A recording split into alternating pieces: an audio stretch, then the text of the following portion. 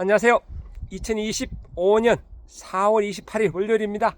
오늘은 저희 복분자 농장 자투리 공간을 활용해 가지고 저는 주상구이 복분자입니다. 그리고 이쪽에 블루베리도 있고요. 이렇게 지금 할미꽃도 꽃이 피었고 삼동파 블루베리도 있고요. 이쪽에 제가 자투리 공간에 처음 보신 분에서 말씀드립니다. 이렇게 마늘이 있고 그리고 그 양파가 있습니다. 이제 마늘은 키가 엄청나게 큽니다. 이렇게 밑에 이 대공이 이렇게 보시면요 손가락보다 더 굵습니다. 이렇게 굵직굵직하고 요 창으로 홍산 마늘이고요. 키도 엄청 커요. 여기요 지금 그리고 요거는 지금 이건 뭐 손가락 두 개만큼 굵죠. 요거는 코끼리 마늘입니다. 코끼리 마늘. 그리고 바로 옆에 지금 양파가 있는데요. 오늘 양파 이야기 한번 해보도록 하겠습니다. 질문과 관련해서 그저께인가 한번 그런 질문이 있었어요. 양파가 누워서 이제 누렇게 되면서 죽는데 원인이 뭡니까? 라고 하는데 이 양파에 생기는 병해충에 대해서 제가 개략적으로 한번 설명드려 볼게요. 전문적으로 하시는 분들은 뭐 제 영상 볼 필요가 없어요. 뭐 평상시 하는 거니까 그래도 이제 처음 양파를 심었거나 주말 농장 특받하신 분들은 좀 도움이 되도록 한번 설명드려 보겠습니다. 참고로 제 양파 요거는요 품종은 카타마르고요 저장성이 좋은 거죠. 작년에 제가 좀 늦게 심었습니다. 11월 한 22일쯤 심었는데요.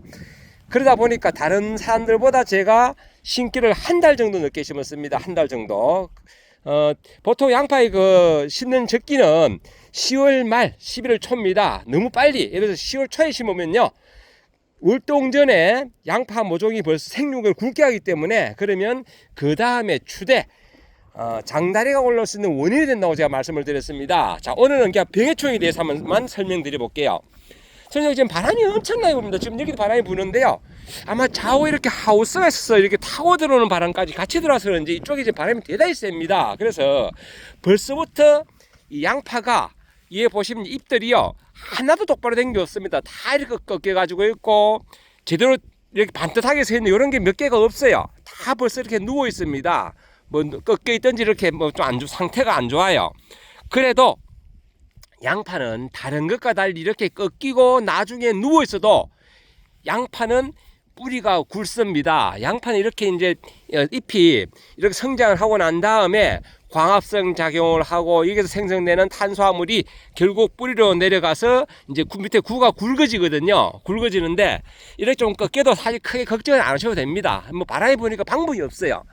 저는 자가소병이니까 너무 굵은 건 필요 없고 이런 주먹 정도 크기 되면 만족합니다. 요거 좀 작아도 만족을 하고요. 자, 그러면 이제 양파에 생기는 병해충에 대해서 한번 설명드려 볼게요. 요건 꺾였네. 요거 막 이렇게 상처가 났네요. 그 첫째 저렇게 보면 제일 편하겠네요. 자, 여기 이제 땅을 기준으로 했을 때 땅 속을 지하부로 보고요. 땅 위쪽을 지상부로 봤을 때 지상부에 생기는 병, 지하부에 생기는 병 먼저 그렇게 한번 제가 구분해 보겠습니다. 그리고 지상부, 지하부 같이 아니면 그 경계면 이렇게 한번 구분해 볼게요. 먼저 지상부에 생기는 병입니다. 가장 대표적인 양파의 병은 녹균병입니다. 녹균병인 지상부에 생겨요. 지상부에 생기고 그리고 입마름병, 잿빛곰팡이병. 잿빛곰팡이병은 지상부에도 생기고 경계면에도 생기고 뿌리에도 생기는데 제가 그냥 구분은 그냥 지상부로 할게요. 참 그리고 제가 이렇게 설명드리는 부분은 그 댓글에다가 정리를 고정해 놓을 테니까요.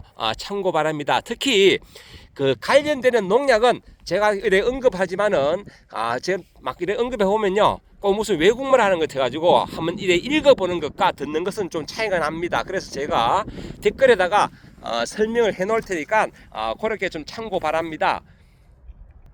그 녹균병은요 대표적인 특징이 뭔가 하면요 그 저온 다습입니다. 기온이 쌀쌀하고 그리고 비가 막 뭐 3박 4일 뭐 4박 5일 아니면 2, 3일 이렇게 잦은 비가 올 때 그때 특히 심해요. 즉 저온 다습한 환경에 녹균병이 심하고 녹균병은 살아있는 조직이 생기는 생물기생하는 겁니다. 생물기생. 그러다 보니까 찬바람이 불 때 배추도 가을에 이제 9월 말 10월 달부터 뭐가 걱정된다? 녹균병이 걱정됩니다. 포도도 보면 포도잎에 녹균병이 많이 생기는 게 언제냐? 찬바람이 부는 8월 하순부터입니다. 그래서 이 녹균병은 저온 다습한 환경에 생기고요. 주로 많이 생기는 거는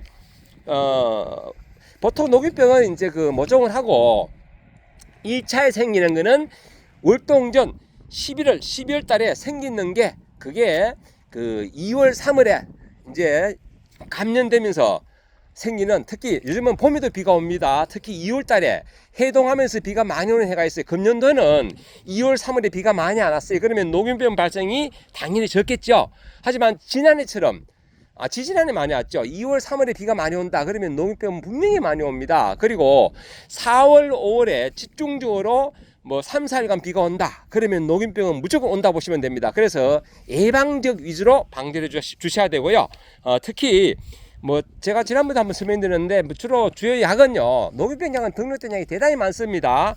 제가 한번 언급해 보면요, 뭐 인피니터, 그리고 카브리오 A, 차세대, 리듬 MG, 뭐 탐프로, 스트로비, 빌레스 플러스, 그리고 조르백 바운티, 미리카트, 명작, 커튼, 그리고 젠프로, 퀸텍 같은 약이죠. 이슬탄, 그리고 캐스팅, 그리고 보호살균제, 작용기자 카에, 다이세넴 45, 그리고 머판 이런 게 있습니다. 특히 이제 그 요즘은 항공방제, 드론을 이용한 방제를 합니다. 드론을 이용해서 방제하는 것들은 몇 가지가 많지는 않아요. 뭐 조르백 바운티, 미리카트, 원프로, 젠프로, 그리고 킨텍, 이 정도가 이제 드론을 이용한 항공방제를 합니다. 그렇게 이해하시면 되고요. 다음에 이제 잿빛 곰팡이병입니다. 잿빛 곰팡이병은 금방 되어 있지만 지상부에도 있고 경계면에도 있고 특히 저장 중에 뿌리 부분에도 있고 이래가지고요, 참 골치 아픕니다. 특히 저장성을 떨어뜨리는 게 잿빛 곰팡이병이다. 그래서 필히 방지해 주셔야 됩니다. 그래서 그 양파는 주기적으로 3월 하순부터 5월 말까지는 좀 방지해 주셔야 돼요. 그래야지 이제 이렇게 그 녹균병이라든지 잿빛 곰팡이병이라든지 뭐 입마름병 이런 것들을 좀 방지를 할 수 있습니다.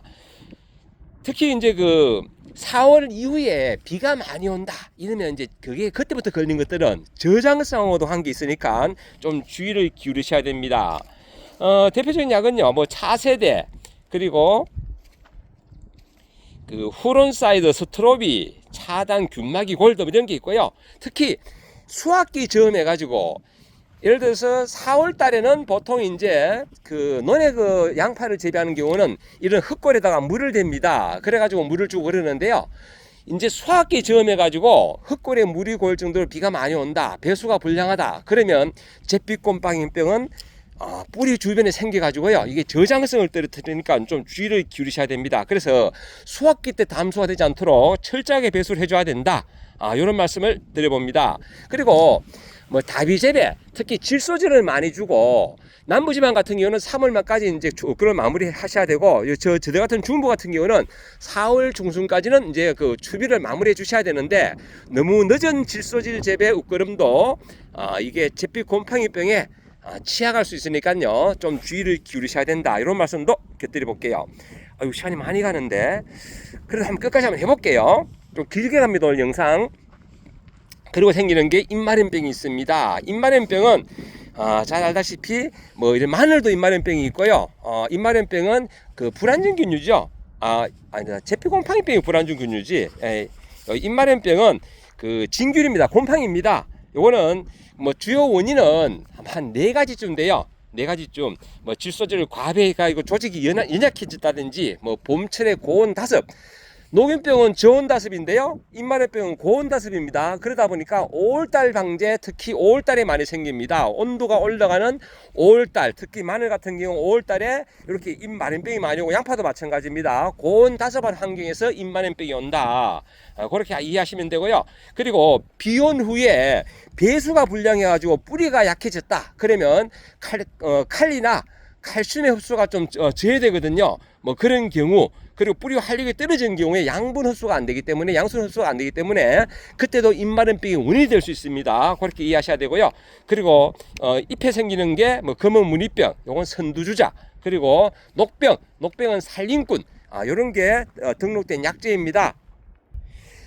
그리고 이제 지하부에 생기는 거는요, 구썩은병, 뭐 성보컬이라는 그런 항생제가 있고요. 그리고 흑색썩은 균핵병이라고 밭장만 할 때 이째로 벌써 준비해야 될 게 또 있죠. 뭐 뭐 핵폭탄 입제 이런 것 좀 뿌려주면 좋고요.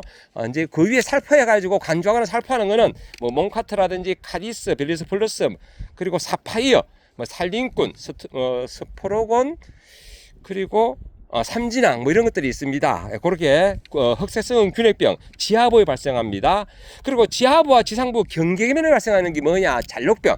잔록병은 카디스, 제가 지난번에 간주하는 거 보여드렸죠. 카디스. 그리고 무름병은 영일 스마트, 예, 맞아. 영일 스마트가 무름병이죠. 예, 그렇게 방지하시면 됩니다. 그리고 이제 그 양파에는 그 해충도 좀 몇 가지가 있어요. 많지는 않습니다. 뿌리 부위에 발생하는 해충, 그리고 지상부 잎에 발생하는 해충, 이렇게 두 가지가 구분되는데요. 뿌리 부위에는 뿌리 응애, 즉 세빈이라든지 뭐 잎조로는 사령탈 잎제, 그리고 고자리 파리가 있는데요.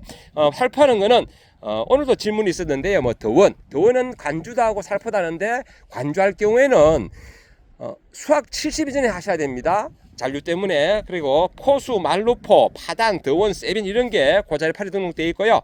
잎재로는 스퍽, 데프콘, 근충탄, 카운타, 뭐 아리타보 카운터 같은 거죠. 이런 거 사용하시면 되고요.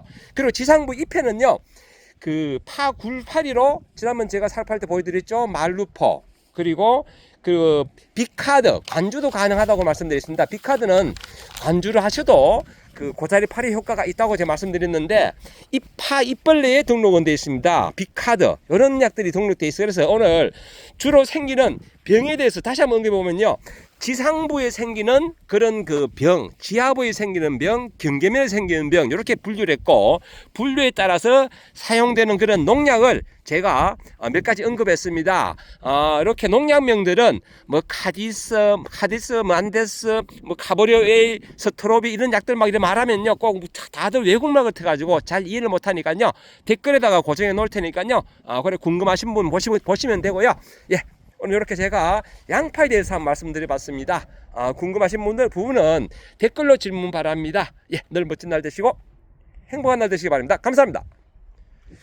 내일도 추울란가 갑자기 쌀쌀하네요. 제가 자꾸 이 영상을 보여주니까요, 이렇게 뭐 묻는 분들 계신데요. 요건 지난해 여기에 제가 그 애플 수박 키우던 곳입니다. 애플 수박 여기 심어가지고 위로 딱 올렸던 거고요. 그리고 요거 파이프 3개 연결한 거는요, 요건 지난해 뭘 키웠는가 하면 여기에 제가 마디호박을 여기 제가 참고로 제가 꽃을 좋아합니다. 꽃들도 피고 있습니다. 요 마디호박 요 심어가지고 잘 따먹었습니다. 양쪽으로 한 포기씩 심어가지고 올려가지고 마디호박 키우던 곳입니다. 궁금하신 분을 위해서 제가 이렇게 한번 설명드려 봅니다. 그리고 지금 삼농파는 이렇게 이제 이렇게 싹이 날려고 이렇게 생기고 있습니다. 이렇게 요게 번식을 위해서 삼농파는 모종이 위에서 달리는 거거든요. 씨앗이 달리는 게 아니라, 이렇게 해서 여기 빵 터지면요, 이런 식으로 모종이 생깁니다. 모종. 예. 이렇게 삼동파 지금 한참 이제 이렇게 주화가 생기고 있습니다. 예. 늘 멋진 날 되십시오. 감사합니다.